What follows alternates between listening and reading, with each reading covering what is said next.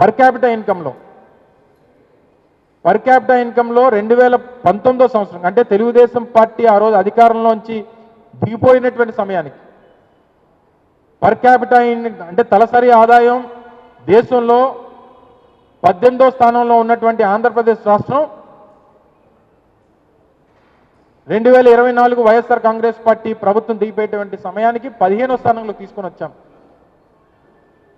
18వ స్థానం నుంచి 15వ స్థానంలోకి పర్ క్యాపిటల్ ఇన్కమ్ రాష్ట్ర తలసరి ఆదాయాన్ని 3-4 స్థానాలు పైకి తీసుకొని వచ్చేటువంటి కార్యక్రమం చేసింది వైఎస్ఆర్ కాంగ్రెస్ పార్టీ ప్రభుత్వం జగన్మోహన్ రెడ్డి గారి నాయకత్వంలో. అలాగే ఇండస్ట్రియల్ గ్రోత్లో మ్యానుఫ్యాక్చరింగ్లో కానీ లేకపోతే ఫార్మాలో కానీ ఇతరితర ఇండస్ట్రీస్లో 11వ స్థానంలో ఉన్నటువంటి ఇండస్ట్రియల్ గ్రోత్ దేశంలో 11వ స్థానంలో ఉన్నటువంటి ఆంధ్రప్రదేశ్ని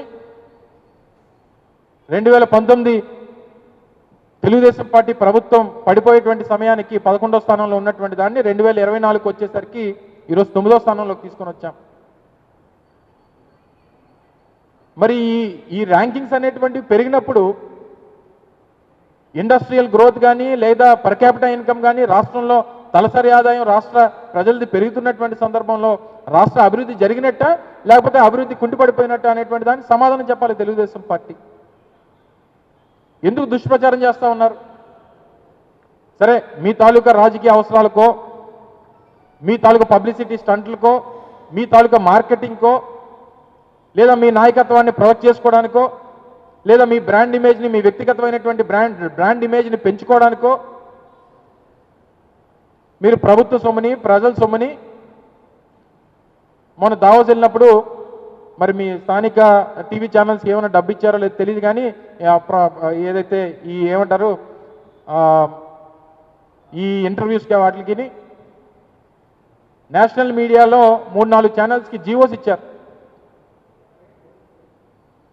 ఒక 75 లక్షల రూపాయలు ఒక ఛానల్కి, 1 కోటి రూపాయలు ఒక ఛానల్కి, ఇలా 3-4 ఛానల్ కలిపి దాదాపు 3.5 కోట్ల రూపాయలు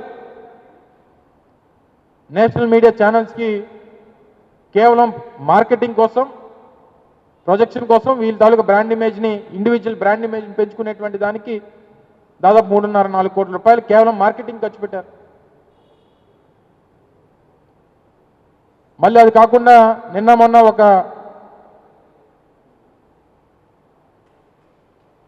ఇన్ఫర్మేషన్ అండ్ పబ్లిక్ రిలేషన్స్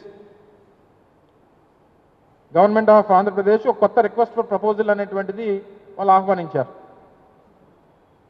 ఇందులో ఇనీషియల్గా రాసింది ఏంటంటే గ్లోబల్ బ్రాండింగ్ అండ్ ప్రమోషన్ కోసం వాళ్ళు ఇచ్చినటువంటి రిక్వెస్ట్ ఫర్ ప్రపోజల్ ఏంటంటే government is not getting adequate positive publicity on government implemented welfare and administrative schemes and unable to retaliate the adverse publicity to it is the need of our to boost up the image of government and the department as well. మేము చేస్తున్నటువంటి పనులకి సరైనటువంటి ప్రచారం రావట్లేదు, రాష్ట్రంలో అమలు చేస్తున్నటువంటి సంక్షేమ కార్యక్రమాలకి ప్రభుత్వ పాలసీలకి సరైనటువంటి పబ్లిసిటీ రావట్లేదు, అలాగే జరుగుతున్నటువంటి దుష్ప్రచారానికి మళ్ళీ తిరిగి సమాధానం చెప్పేటువంటి దానికి ఒక ఏజెన్సీస్కి వాళ్ళు రిక్వెస్ట్ ఫర్ ప్రపోజల్ పిలిచారు. వీళ్ళు చేసిన సంక్షేమ కార్యక్రమాలు ఏంటి, వీరు తీసుకున్నటువంటి గవర్నమెంట్ పాలసీలు ఏంటి, అసలు మీరు ఏదైనా తీసుకుంటే కదా మంచి పేరు రావడానికి, మీరు ఏదైనా సంక్షేమ పథకాలు ఇస్తే కదా మంచి పేరు రావడానికి, మీరు చెప్పింది ఏదైనా చేస్తే కదా మీకు ఏదైనా పబ్లిసిటీ ప్రజలు ఇవ్వడానికి. ఏమీ చేయకుండా మీకు పబ్లిసిటీ కావాలంటే లేదా ప్రజల్లో మంచి పేరు రావాలంటే ఎలా వస్తుంది? 8 నెలలు పూర్తయిపోతా ఉంది, ఇచ్చినటువంటి ఏ ఒక్క హామీని నిలబెట్టుకోలేదు, పైపెచ్చు ఇష్టం వచ్చినటువంటి దుష్ప్రచారం ప్రతిపక్షం మీద చేస్తూ ఉన్నారు, జగన్మోహన్ రెడ్డి గారి మీద చేస్తూ ఉన్నారు. తీరా దావోస్ వెళ్ళి రెడ్ బుక్ గురించి మాట్లాడతారు. అంటే దేశంలో ప్రపంచ వేదికల మీద తీసుకొని వెళ్ళి మీరు పనికిమాలిన మాటలన్నీ మాట్లాడి రాష్ట్రం పరువు, దేశం పరువు, రాష్ట్రం తాలూకా బ్రాండ్ ఇమేజ్ ఇవన్నీ దెబ్బ తీసుకొని వచ్చేటువంటి దానికి మీరు 15-20 కోట్ల రూపాయలు ఖర్చు పెట్టారు. ఇప్పుడు తీరా దావోస్ అనేటువంటి దానికి అనేక సంవత్సరాలుగా మీ తాలూకా ప్రచార యావకి మీరు చేసుకునేటువంటి మీ మీ ఇండివిజువల్ పబ్లిసిటీ స్టంట్ల కోసం మీరు అదొక వేదిక మీరు వాడుకున్నారనేటువంటిది అర్థమవుతా ఉంది. గతంలో కూడా మేము చెప్పాం, దావోస్ సదస్సు వరల్డ్ ఎకనామిక్ ఫోరం అనేటువంటిది ప్రపంచ దేశాల్లో వివిధ దేశాలకు సంబంధించినటువంటి అనేక ప్రతినిధులు, అలాగే అనేక మంది పారిశ్రామికవేత్తలు, ప్రపంచ దేశాల్లో అనేక దేశాలు తీసుకుంటున్నటువంటి పాలసీస్ని మీద చర్చించుకునేటువంటి దానికి జరిగేటువంటి ఒక నెట్వర్కింగ్ కాన్ఫరెన్స్ అది. సరే, అక్కడ అనేక మంది పారిశ్రామికవేత్తలు వస్తారు, చర్చిస్తారు. మీరు అక్కడికి వెళ్ళి మీరు మాట్లాడినటువంటి మాటలేంటి? అసలు ఈ రాష్ట్రంలో 2019 నుంచి 24 మధ్యలో విద్యా వ్యవస్థలో తీసుకొచ్చినటువంటి మార్పులు బహుశా స్వతంత్రం వచ్చిన తర్వాత ఏ ముఖ్యమంత్రి జగన్మోహన్ రెడ్డి గారు విద్యా వ్యవస్థలో తీసుకున్నటువంటి సంస్కరణలు బహుశా ఏ ముఖ్యమంత్రి కూడా చేసి ఉండరు. ఆ విద్యా వ్యవస్థ గురించి కూడా మీరు నోటుకొచ్చినటువంటి మాటలు మాట్లాడతారు. అవి పూర్తిగా విద్యా వ్యవస్థను కుప్పకూల్చేటువంటి ప్రయత్నం చేస్తూ ఉన్నారు.